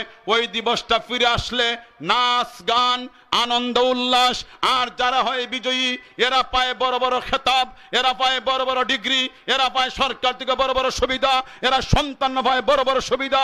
অথচ আমার নবী, দয়াল নবী, বিশ্ব নবী মুস্তাফা সাল্লাল্লাহু আলাইহি ওয়াসাল্লাম 13টা বছরের নির্যাতনের পরে আজকে 8 বছরের মাথায় মক্কা বিজয়ে আল্লাহ নবীদের হাতে এমন ক্ষমতা দান করলেন, নবীজি ক্ষমতার বশীভূত হয়ে, এই বন্ধুরা, যুবক বন্ধুরা, ছাত্র বন্ধুরা, তরুণ বন্ধুরা আমার দিকে তাকান, এই দৃশ্য আপনাদের চেয়ে দেখতে হবে। দয়াল নবী মক্কায় প্রবেশ করেন সময় বিজয়ী হয়ে মাথা উঁচু ছিল না, বুক টান ছিল না, বুক টান করে দাঁড়াননি, মাথা উঁচু করে দাঁড়াননি। আমার নবীর মুখে ছিল আস্তাগফিরুল্লাহ, আল্লাহর কাছে ক্ষমা প্রার্থনা। মাঝে মাঝে নবীজিকে সাহাবায়ে কেরাম দেখেছেন উটের মাঝে নবীজি মহান আল্লাহকে শুকরিয়া তান সেজদা দিয়ে দিয়ে যাচ্ছেন। সুবহানাল্লাহ। আমার নবী শুকরিয়া আদায় করে, আল্লাহ তুমি যে মক্কার বিজয় দান করেছো, সেই জন্য দয়াল নবী বিশ্ব নবী মুস্তাফা উটনির মাঝে, উটনির পেটের মাঝে নবীজি বারে বারে সেজদা দিয়েছেন। যত সময় বসা মাথা ছিল নিচু, একটাবার মাথা উঁচু না, একটাবার বুক টান ছিল না। আমার নবী অহমিকায় বিশ্বাসী ছিলেন না, দাম্ভিকতায় আমার নবী বিশ্বাসী ছিলেন না, যে কারণে আমার নবীর মাঝে এই দাম্ভিকতা খুঁজে পাওয়া যায়নি। এই জন্য আল্লাহ পাক রব্বুল আমিন আমার নবীকে মক্কা বিজয় দিও বলেন, নবীজি গো বিজয়ের সূচনা মাত্র কিছুদিনের ভিতরে আপনার হাতে, আপনার সাহাবীদের হাতে, খেলাফতের রাশেদার হাতে আমি আল্লাহ পৃথিবীর অর্ধাংশ মুসলমানদের হাতে তুলে দিব। সুবহানাল্লাহ বলে। তখনকার সময়ে, আমার নবীর সময়ে রোম আর পারস্য, বর্তমানে পাকিস্তান আর ভারত, অথবা ভারত আর চীন, অথবা আরো কোন দুই রাষ্ট্রের মাঝে যে দ্বন্দ্ব আছে, এমনই অবস্থা ছিল। রোম পারস্য এক টানা 12টা বছর, এক যুগ ধরে তারা যুদ্ধ করে যাচ্ছিল, কেউ কাউকে পরাজিত করতে পারে নাই। কিন্তু সূরা ইজা জাআ নাসরুল্লাহ, এই সূরাটি নাজিলের পরে ওমর রাদিয়াল্লাহু তাআলার সময়ে আল্লাহ তাআলা দুইটা পরাশক্তিকে মুসলমানদের হাতে পরাজিত করে মুসলমানদের হাতে আল্লাহ বিজয়ের পতাকা তুলে দিয়েছেন। সুবহানাল্লাহ বলেন। এরপরে আমার আল্লাহ বলেন, নবীজি আপনি দেখবেন ইসলামের যখন আল্লাহর পক্ষ থেকে বিজয় আসবে, আল্লাহর পক্ষ থেকে সাহায্য আসবে, মানুষগুলোকে দেখবেন দলে দলে ইসলামে প্রবেশ করে, তখন আপনার করণীয় কি, মুসলমানদের করণীয় কি? আমার আল্লাহ সে আয়াতে বলেন, ফাসাব্বিহ বিহামদি রাব্বিকা ওয়াস্তাগফির। ওগো নবীজি, এই বিজয়টি আমি আল্লাহর দান। মক্কার বিজয় আমি আল্লাহ দান করেছি, ইয়ামনের বিজয় আমি আল্লাহ দান করেছি, মিশরের বিজয় আমি আল্লাহ দান করেছি, সুতরাং প্রশংসা হবে আমি আল্লাহর। ও দুনিয়ার মুসলমানেরা, বিপদ আসলে মানুষ আল্লাহ আল্লাহ বলে, বিপদ শেষ হলি আল্লাহ নাম মনে থাকে না। এর একটা আজকে যে সকালে একটু ঘূর্ণিঝড় হইল, কোন কোন এলাকায় বেশি, কোন কোন এলাকায় কম, কাঁচা গড়বাড়ি যেসব এলাকা আছে, বাঁশের কুটি, বাঁশের ফালা, তুফান আইলে এরা বান্দর লেহান বাঁশের মাঝে লটকে যায়। মা কথা বলেন এদিকে আপনারা, এখন তো আপনারা এটা বুঝতেন না, আমরা তো মৌলভীবাজারের মানুষ, কারো করতো আর বাঁশের ফালা নাই, সবই তাহলে ফাঁকা ফালা আর টাইলস আর মার্বেল, কি বলেন আপনারা? তো এমন কাঁচা গড়বাড়ি হইলে মারলের মাঝে দইরা, বাঁশের মাঝে দইরা লটকে থাকে আর আল্লাহ আল্লাহ বলতে থাকে। আল্লাহ আল্লাহ না কেউ বলে, মুখে বলে, দমে দমে শ্বাসে খালি আল্লাহ আল্লাহ আল্লাহ আল্লাহ বলে। তুফান গেলে পরের দিন সোহালে স্টল বইয়া চা খাইব আর কইবা ওই যে একটা জাতা মারছিল তুফানে, এই সময় কে কোন হালত আসলায়, কই যে জাতা মারছিল গোর্রে মনোনীত না ফালাই, আমিও দৌড়ছিলাম টাইট করি। নাউজুবিল্লাহ বলবেন না? যদি টাইট করে ধরার কারণে যদি গোর মনোনদীতে ঘূর্ণিঝড়ে নিয়ে না যায়, তাহলে ফাগলাইয়া আল্লাহ আল্লাহ বলছিলে কেন, আল্লাহ আল্লাহ বলছিলে কেন? অনেক মাঝি নৌকা নিয়ে হাওয়ারে থাকে, তুফান আসলে আল্লাহ আল্লাহ বলে না, হে মুখে বলে, কিন্তু তুফান গিয়ে আল্লাহ বাড়িতে আসলে লোকেরা জিকায় তুফান যে দিছিল একটা কাজে মারছিল, এই সময় নৌকা লো এমনি কিতাব হল না, বইটাটা দিয়ে দৌড়ছিলাম ধরার মতো। কথা বলে না কেন আপনারা? দৌড়ছিলাম ধরার মতো। এতই যদি তুমি এক্সপার্ট ছিলে, এতই যদি তুমি বাহাদুর ছিলে, এতই যদি তুমি শক্তিশালী ছিলে, বইটা সুন্দর হয়ে ধরলে নৌকা ডুবে না, তাইলে আল্লাহর ডাকছিলে কেন? আসলে বইটা ধরায় নৌকা রেহাই পায়নি, বাদরের মতো ঝুলে থাকায় গোর রেহাই পায়নি, গই রেহাই করেছেন, নৌকা রক্ষা করেছেন আল্লাহ। কথা বলেন না কেন? ঠিক না? আমার আল্লাহ এই সূরার ভিতরে দ্বিতীয় আয়াতে আল্লাহ বলেন, নবীজি গো, বিজয় যেহেতু আমি আল্লাহর দান, সাহায্য যেহেতু আমি আল্লাহর দান, বিজয় যেহেতু আমি আল্লাহর দান, নেতৃত্ব যেহেতু আমি আল্লাহর দান, কর্তৃত্ব যেহেতু আমি আল্লাহর দান, সুখ সম্মান যেহেতু আমি আল্লাহর দান, এই সকল দান পাইলে কি করতে হবে? আপনি হলেন দুনিয়ার মুসলিম উম্মার জন্য শিক্ষক, শিক্ষক হিসাবে সবাই আপনি শিক্ষা দিতে হবে। ফাসাব্বিহ বিহামদি রাব্বিকা ওয়াস্তাগফির। মানুষ যেন আল্লাহর প্রশংসা বেশি বেশি করে, বেশি বেশি যেন সুবহানাল্লাহ তাসবিহ পড়ে। আমার নবী, দিনের নবী, বিশ্ব নবীর কাছে এই সূরাটি নাযিল হওয়ার পর আম্মা আয়েশা সিদ্দিকা রাদিয়াল্লাহু তাআলা বলেন, আমি লক্ষ্য করে দেখেছি নবীজি একটু সময় পাইলি নবীজির জবান দিয়ে বের হতো সুবহানাল্লাহি ওয়া বিহামদিহি, সুবহানাল্লাহিল আযীম, সুবহানাল্লাহি ওয়া বিহামদিহি, সুবহানাল্লাহিল আযীম। এরপর আমার আল্লাহ বলেন ওয়াস্তাগফিরহু, আল্লাহর কাছে আপনি ক্ষমা চান, আমার নবীর কোনো গুনাহ নাই। সূরা ফাতিহা আমার আল্লাহ বলেছেন লিয়াগফির লাকাল্লাহু মা তাকাদ্দামা মিন যামবিকা ওয়া মা তাআখার। ও নবীজি, নবুয়ত লাভের আগে কোনো গুনাহ নাই, পরও কোনো গুনাহ নাই। এরপর আমার নবী বলেন, উম্মত রে, আমার গুনাহ বলতে যেখানে একটা গুনাহ নাই, সেখানে আমি বিশ্ব নবী, রহমতের নবী, প্রতিদিন আল্লাহর দরবারে 70 বার তওবা করি। সুবহানাল্লাহ। এক বর্ণায় 70 বার, পরের বর্ণায় এই সূরার তাফসীরের মাঝে আছে নবীজি প্রতিদিন প্রতিদিন প্রতিদিন 100 বার আল্লাহর কাছে তওবা করতেন। সুবহানাল্লাহ বলবেন না? আমরা যেখানে গুনার অভাব নাই, আমরা কয়বার আল্লাহর কাছে আস্তাগফিরুল্লাহ বলি? তাইলে বিশ্বনবী হইয়া, ইমামুল মুরসালিন, ইমামুল আম্বিয়া হইয়া, সমস্ত নবী রাসূলের সর্দার হইয়া, সম্পূর্ণরূপে নিষ্পাপ হইয়া আমার নবী যদি ডেইলি 100 বার ইস্তেগফার পড়েন, তাইলে বিশ্বনবীর উম্মতের জন্য আরো বেশি আরো বেশি আরো বেশি ইস্তেগফার করা দরকার। কথা বলে না কেন? ঠিক না? এখানে আরেকটা শিক্ষা আছে। নবীজিকে আল্লাহ এই সূরা নাযিল করে জানিয়ে দিলেন, নবীজি আপনি পরকালের প্রস্তুতি নেন, ইসলামরে পরিপূর্ণ করে দিয়েছি, সাহায্য করে যখন মাহফিলের পূর্ণতা আসে, আখিরে মোনাজাত হইয়া যায়, ধীরে ধীরে ধীরে ধীরে প্যান্ডাল ভাঙা শুরু হইয়া যায়, আপনার বিল্ডিং এর কাজ কমপ্লিট, কালার কমপ্লিট, টাইল টালি মার্বেল কমপ্লিট, ইলেকট্রিশিয়ান কাজ সব কমপ্লিট। মাশাআল্লাহ, এখন বসবাস শুরু। দেখবেন ধীরে ধীরে ময়লা লাগা শুরু, মাখরের জাল বানানো শুরু, কিছু কিছু ময়লা স্পট লাগা শুরু। কমপ্লিট হয়ে গেলে ধীরে ধীরে ডাউনের দিকে যায়। ইসলাম পরিপূর্ণ হলো আল্লাহর সাহায্যে, ইসলাম বিজয়ী হলো আল্লাহর সাহায্যে। তাইলে তো আর নবীজি তাহার দরকার নাই রে। নবীজি তো আসছিলেন ইসলামকে বিজয়ী করার জন্য। এবার যখন ইসলাম বিজয়ী হয়ে গেছে, আব্বাস রাদিয়াল্লাহু তাআলা কাঁদতে লাগলেন। সাহাবায়ে কেরাম বলে, আব্বাস আপনি কাঁদেন কেন? আব্বাস বলেন, ও নবীর সাহাবীরা, আপনারা শুধু বিজয়ের কথা শুনে খুশি হইলেন, আপনারা কি আর কিছু আন্দাজ করলেন না? এই সূরা থেকে আমি আন্দাজ করতে পেরেছি আমাদের নবীজি আর বেশি দিন বাঁচবেন না। সুবহানাল্লাহ বলেন না। এখানে খুব সতর্কতার সাথে একটি কথা বলবো, নবীজির আপন চাচা আব্বাস ইন্তেকাল হয় নাই। খুব খেয়াল করুন, ইন্তেকাল হয় নাই, হবে। একটা ইঙ্গিত পাওয়া গেছে এই সূরার মাঝে। সূরার মাধ্যমে আল্লাহ ইঙ্গিত দিয়েছে নবীজি বেশি বেশি ইস্তেগফার করেন, বৃদ্ধ বয়সে বেশি বেশি ইস্তেগফার করা। এই শিক্ষা নবীজি আল্লাহকে দিয়েছেন, দুনিয়ার মুসলমানদেরকে দিয়েছেন। এর থেকে আব্বাস কান্নায় ভেঙে পড়লেন, নবীজির ইন্তেকাল হবে। ইন্তেকাল হয়েছে? ওই সময় হয়েছে? হয় নাই, হবে। হয় নাই, হবে। জিলহজ মাসের ঘটনা।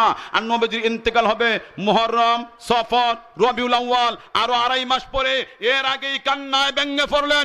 ভালোবাসা তাকেই বলে নবীজির ওফাতের দিন আনন্দ উল্লাস করলে ভালোবাসা হয় না। কথা বলেন ঠিক না? জশ্নে জুলুস, ঈদ মিলাদুন নবী আমার দেশে যে সকল ভাইয়ারা করেন, আমি আপনাদেরকে গালি দিচ্ছি না, গালি আমি জানিও না। আপনাদের কাছে সবিনয়ে অনুরোধ, আপনারা স্টাডি করেন। যদি সাহাবীরা এগুলা করেন, আপনারা করেন, আপনাদের সাথে আমরা থাকবো, আপনারা আগে আগে নেতৃত্ব দিবেন। আর যদি নবীজির সাহাবায়ে কেরাম এগুলো না করেন, তাইলে আমরাও এগুলা নিয়ে বাড়াবাড়ি না করাটাই উচিত। নবীজির চাচা আব্বাস রাদিয়াল্লাহু আনহু ইন্তেকালে গ্রান ভাই কান্দে, আর ইন্তেকালে পরেও বাংলাদেশের মুসলমান আসে। কথা বুঝাইতে পারলাম না? আমার আর তৌফিক নাই। নবীজির ইন্তেকালে গ্রান ভাইয়া আব্বাস রাদিয়াল্লাহু আনহু কান্দে, আর নবীর উম্মতরা 12 রবিউল আলাইলে ওয়াফাতের তারিখে হাসে। এই হলো তাদের সাথে আমাদের পার্থক্য। এই জন্য আল্লাহ বলেন, ইন্নাহু কানা তাওয়াবা, আল্লাহ অত্যন্ত দয়াবান এবং ক্ষমাশীল। যতই তুমি গুনাহ করো না কেন, এই সূরার মাধ্যমে আল্লাহ আমাদেরকে উৎসাহিত করেছে, ও বান্দা তুমি গুনাহগার হবে, তুমি গুনাহ করবে, যেহেতু তুমি মানুষ। তোমার গুনাহের উপর লজ্জিত হয়ে আমি আল্লাহর কাছে তওবা করো। জান্নাতের দরজা মাঝে মাঝে খুলি, মাঝে মাঝে বন্ধ করে দেই, কিন্তু তওবার দরজা খুলেছি, খোলাই রেখেছি। সূর্য পশ্চিম দিকে উদয় না হওয়া পর্যন্ত তওবার দরজা বন্ধ হবে না। সুবহানাল্লাহ। আল্লাহ পাক রব্বুল আমিন আমাদের সকলকে খাঁটি তওবা নসিব করুন। সকলে বলে আমিন। ইউনাইটেড ক্লাব এবং দুর্লভপুরকে তাদের এই চমৎকার আয়োজন আমি অভিভূত হয়ে আন্তরিক মুবারকবাদ, ধন্যবাদ জানাচ্ছি। তাদের খেদমত আল্লাহ কবুল করুন, কিয়ামত পর্যন্ত জারি রাখুন। তাদের প্রজন্মকে যেন এর হাল ধরার জন্য আল্লাহ তৈরি করে দিন। দেশে বিদেশে যারা আছেন সকলকে যেন আল্লাহ সাহায্য করেন। সকলের সাহায্য সহযোগিতাকে আল্লাহ যেন তার কুদরতের ডান হাত দিয়ে কবুল করে নেন। যত অসুস্থ সকলকে যেন আল্লাহ শেফা দেন। সকলে বলে আমিন। বিশেষ করে আমাদের আলোচনা শুনে শুনে আজকে 21টা বছরে অবশ্যই অনেককে হারিয়েছি, অনেক বক্তাকেও হারিয়েছি। আমাদের বালিদানা দিনারপুরি হুজুর আব্দুল হাই সাহেব রহমতুল্লাহ আলাইহি এই মাহফিলের বক্তা ছিলেন, ফর্দার বিষয়ে ওয়াজ করেছিলেন। আজকে তিনি নাই, এমন অনেক বক্তা কবরে। আম্মা সাদি রহমতুল্লাহ কবরে। যারা কবরে গেছেন আল্লাহ তাদেরকে জান্নাতের উচ্চ মর্যাদা দান করুন। সকলে বলে আমিন। সকলের কাছে দোয়া আছে। আজকের মতো আলোচনা এখানে শেষ করছি। ওয়া আখিরু দাওয়ানা আলহামদুলিল্লাহি রাব্বিল আলামিন। আসসালামু আলাইকুম ওয়া রাহমাতুল্লাহ।